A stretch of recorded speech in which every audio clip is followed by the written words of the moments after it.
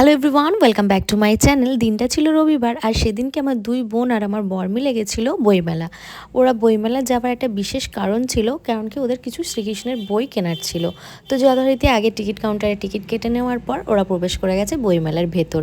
এরপর ওখানে প্রচুর কাউন্টার ছিল, সেখান থেকে একটা কাউন্টার থেকে ওরা বই কিনেছে, সেগুলো আপনাদের সাথে শেয়ার করব। আর আমার জন্য বানিয়ে নিয়ে এসছে আপনাদের সাথে শেয়ার করার জন্য কিছু ছোট্ট ছোট্ট মিনি ব্লগ। আপনারা কে কোথা থেকে আমার ব্লগটা দেখছেন কমেন্টে জানাবেন, আর সেখানে বইমেলা হয়েছে কিনা সেটাও জানাবেন। এরপর এখানে খুব সুন্দর এক্সিবিশন হয়েছিল, যেখানে পেন্টিংগুলো অসাধারণ ছিল, খুব সুন্দর লাগছিল দেখতে। আমার তো এই শ্রীকৃষ্ণটাকে খুব ভালো লেগেছে। দেন তারপর ওরা গেছিল খাদ্যমেলা, আর খাদ্যমেলারও একটা ছোট্ট মিনি ব্লগ আপনাদের সাথে নেক্সট পর্বে শেয়ার করব।